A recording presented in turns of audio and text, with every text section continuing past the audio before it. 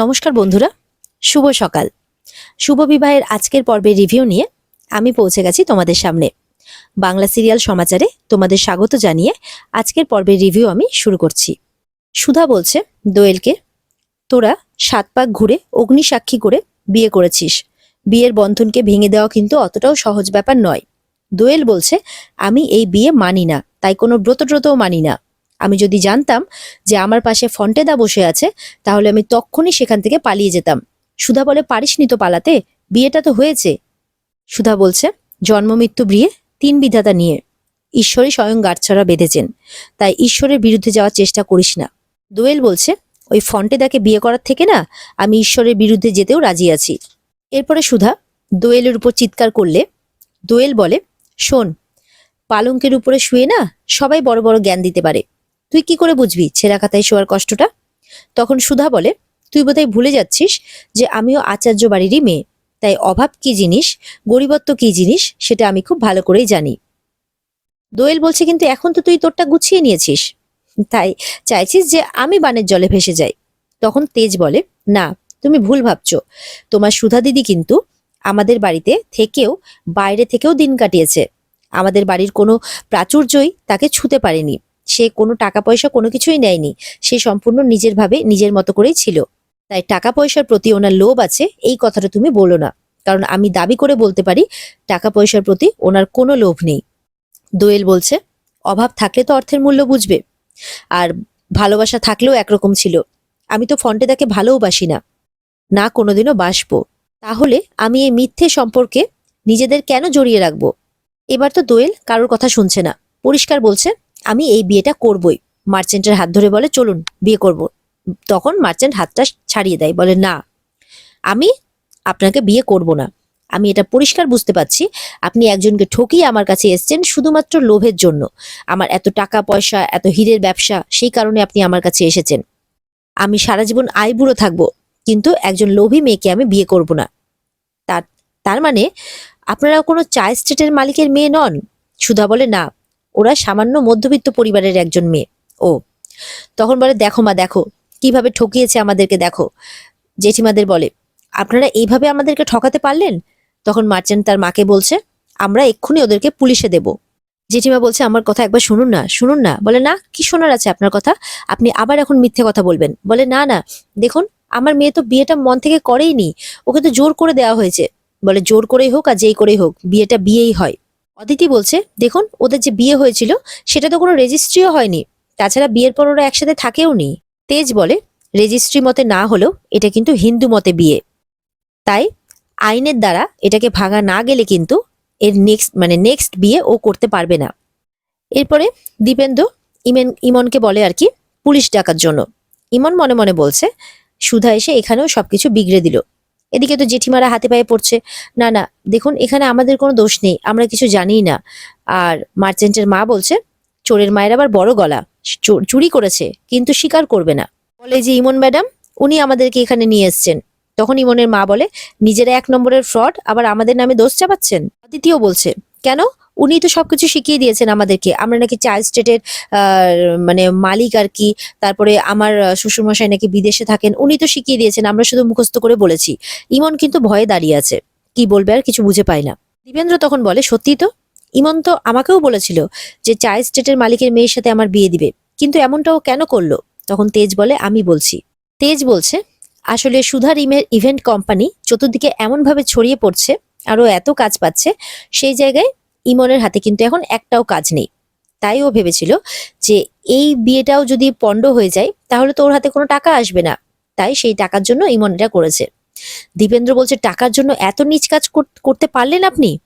আমি সবাইকে বলে দেব যে ইমনের ইভেন্ট ম্যানেজমেন্ট কোম্পানি একটা ফ্রড। ইমন তো তখন দীপেন্দ্রকে এসে বলে, না না, আমি এসবের কিছুই জানতাম না। তখন সেখানে ঝিনুক বলে যে, শাক দিয়ে আর কত মাছ ঢাকবে লিটল বেবি, তোমার পর্দা এখন ফাঁস হয়ে গেছে, তাই এসব বলে কোনো লাভ নেই। এবার মা মেয়ে মিলে সোজা হাজতবাসে যাবে, বুঝতে পেরেছ? এরপরে মার্চেন্টের মা বলছে, যাও, ওই মেয়ের গলায় যে আশীর্বাদী হারটা আছে একজনকে বলে খুলে নিয়ে আসতে। একটি মেয়ে তখন দোয়েলের কাছে যায় সেই হারটা খুলে আনার জন্য। দোয়েল তো কিছুতেই হার দেবে না, কিন্তু জোর করে তার গলা থেকে হারটা খুলে আনা হয়। তারপরে বলে সেক্রেটারিকে পুলিশ ডাকার জন্য। তখন সেখানে ফন্টে আসে, বলে খবরদার, আমার বউয়ের দিকে যে হাত বাড়াবে তার হাত আমি ভেঙে গুড়িয়ে দেব। তখন ওই মেয়েটি বলছে যে ও তো আপনার সাথেও ফ্রড করেছে, তারপরেও আপনি ওর পক্ষপাতী হবেন? তখন ফন্টে বলে যাই করুক না কেন, ও আমার বউ, তাই ওর দিকে চোখ বা হাত বাড়ানোর চেষ্টা একদম করবেন না। তখন সুধা আসে, ঝিনুকও আসে, বলে দেখ, যাকে তুই দুচ্ছাই করছিলি এতক্ষণ ধরে, সেই কিন্তু তোর সম্মান বাঁচানোর জন্য এগিয়ে এলো।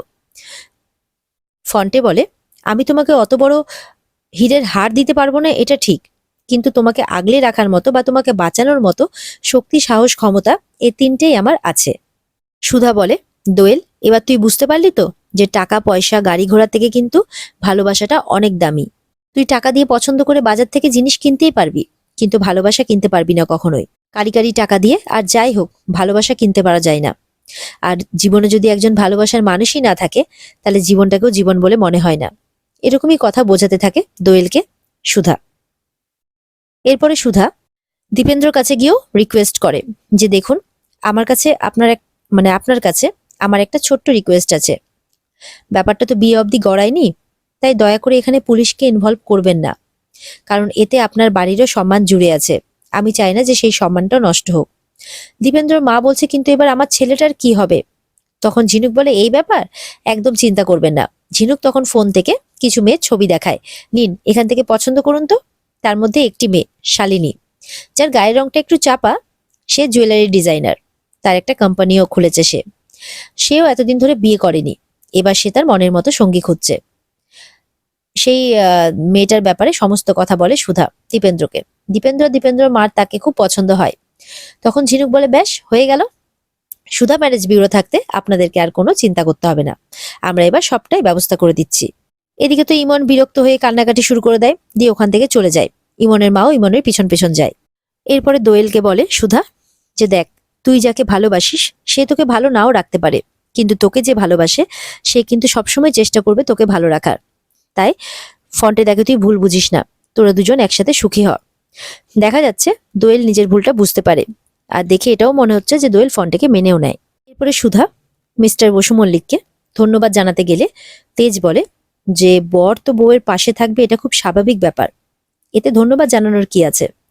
তখন দুজন মিলে হাত ধরে চারপাশে দেখে, যেন ভালোবাসার পুরো ছোঁয়া চারপাশে ছড়িয়ে পড়েছে। এদিকে ফন্টে আর দোয়েল একে অপরকে মেনে নিয়েছে, ওদিকে দীপেন্দ্র তার এই বিয়েটা ভাঙলেও সে যে আবার একটা নতুন বন্ধনে জড়াতে চলেছে, ঝিনুক তাকে সবটা বুঝিয়ে দিচ্ছে ভালো করে। এই সমস্ত ব্যাপার চারপাশে ঘটতে দেখে সুধা আর তেজ খুব খুশি। এদিকে দেখা যাচ্ছে সার্থকরা কিন্তু প্ল্যান করছে কিভাবে সুধা আর তেজকে আলাদা করা যায়। তারা নাকি সুধার জীবন থেকে এমনভাবে সবকিছু কেড়ে নেবে যে সুধা সর্বহারাও হবে, কিন্তু বুঝতেও পারবে না যে তার এই সবের পেছনে কার হাত আছে, মানে কে তার সাথে এরকমটা করছে। এদিকে তো বাড়িতে তেজের বাবা খুশি হয়ে তার মাকে বলছে যে আমাদের কাছে এত অর্ডার আসছে মা, এত অর্ডার আসছে যে আমাদের এতদিনে যা কিছু লোকসান হয়েছে তার অনেকটাই ভরপাই হয়ে যাবে। তখন ঠাম্মি বলছে তাহলে দেখলে তো, আমি তাহলে যোগ্য মেয়েকেই কিন্তু এই বাড়ির বউ করে এনেছি, তেজের জন্য যোগ্য বউ এনেছি, কি এটা মানছো তো? সুধার যা সাহস, যা ক্ষমতা, সেটা কিন্তু এই বাড়ির আর কারণ নেই। আমি যোগ্য মেয়েকেই এই বাড়ি আর অফিসের দায়িত্বভার তুলে দিয়েছি। তেজের বাবা বলেন হ্যাঁ, সেই বিষয়ে আমার কোনো সন্দেহ ছিল না, শুধু মাঝখানে একটু মতিভ্রম। বলে হ্যাঁ হ্যাঁ বলো না, আমি জানি মাঝখানে আমার একটু মতিভ্রম হয়েছিল, ওই একটু সমাজের কথা ভেবে আমি সুধার মতো মেয়ের দিকে আঙ্গুল তুলেছিলাম, কিন্তু আর আমি ওই ভুল করব না, আমি আমার ভুলকে শুধরে নিয়েছি। তবে হ্যাঁ, আমি এবার এখন চারধাম তীর্থে যেতে চাই। বলে মা তুমি এই বয়সে? বলে দেখো খোকা, আমার কিন্তু এমন কিছু বয়স হয়ে যায়নি, ঠিক আছে? এতদিন আমি বাড়ি সামলে ওই অফিস সামলে আমি এত কিছু করতে পারিনি আর কি, গিয়ে উঠতে পারিনি, এবার আমি যাবই। তখন তেজের মাও বলে হ্যাঁ মা, বাড়ির লক্ষ্মী এবার বাড়িতে ফিরে এসেছে, আমাদের আর কোনো চিন্তা নেই। এদিকে কিন্তু পূর্বী রাস্তাতে সার্থককে দেখতে পেয়ে গেছে। সার্থককে দেখতে পেয়ে তো পূর্বী খুব ভয় পেয়ে যায়, কি ব্যাপার, সার্থক এখানে কি করছে? এদিকে তো ঝিনুক বাড়িতে সবার সাথে মিলে নাচ গান হই হুল্লোড় করতে থাকে আনন্দে। অনেকদিন তারা একসাথে হই হুল্লোড় করেনি, তাই সেই আনন্দে সবাই হই হুল্লোড় করছে। সমুদ্র বলছে ঝিনুককে তুমি কি করতে চাইছো বলো তো, আমি কিছু বুঝতে পারছি না। তুমি এর আগে বলছিলে তুমি নাকি সব সত্যি বলে দেবে। ঝিনুক বলছে সব সত্যিটা বলে দেবো বলেই তো আমি এত কিছুর আয়োজন করছি, সবাইকে একটু আনন্দ দিচ্ছি। ঝিনুক বলছে সেদিন যদি ফ্যাক্টরিতে ব্লাস্টটা না হতো তাহলে সেদিনই আমি সব সত্যিটা বলে দিতাম। তো আমাকে আর আটকাতে এসো না, আমাকে এবার সব সত্যিটা বলতেই হবে। সমুদ্র বারণ করলেও ঝিনুক কোনো কথাই শোনে না। সমুদ্র মনে মনে বলছে, তাহলে কি সত্যি ঝিনুক আমার মনের ভালোবাসাটা বুঝতে পারেনি এখনো, তাই জন্য সে চলে যাবে বলছে। এদিকে সার্থক ফোন করেছে ইয়েকে, তেজকে, সেই সজ্জন সিং সেজে আর কি, যে কি হলো, রাজি হলো কিনা তেজ। তো সুধা দেখছে ফোনটা বেজে যাচ্ছে, কিন্তু মিস্টার বসু মল্লিক কোথায়। এবার বাধ্য হয়ে সুধা কিন্তু ফোনটা রিসিভ করে। ওদিকে তো সার্থক তেজ ভেবে কথা বলতে থাকে। তখন সুধা বলে, আমি বলছি, আপনি কে বলছেন। তখন সুধা মনে মনে ভাবছে যে কি ব্যাপার, গলাটা চেনা চেনা লাগছে কেন আমার এতটা। সার্থকও দেখছে যে ফোনটা তো সুধা রিসিভ করেছে, যদি আমার গলাটা চিনে বুঝতে পেরে যায়। আর এখানে আজকের পর্ব শেষ হয়ে যায়। তো বন্ধুরা, এই ছিল আজকের পর্বের রিভিউ। যদি তোমাদের ভালো লেগে থাকে তাহলে অবশ্যই পর্বকে লাইক, কমেন্ট আর চ্যানেলকে কিন্তু সাবস্ক্রাইব করে দেবে। আর যদি পর্বের বিস্তারিত তোমরা দেখতে চাও, যদি ভালো লেগে থাকে, তাহলে অবশ্যই স্টার জলসার পর্দায় নজর রাখবে। আর অপেক্ষায় থেকো তাহলে আগামী পর্বের রিভিউয়ের জন্য। ততক্ষণ সবাই ভালো থাকবে। টাটা।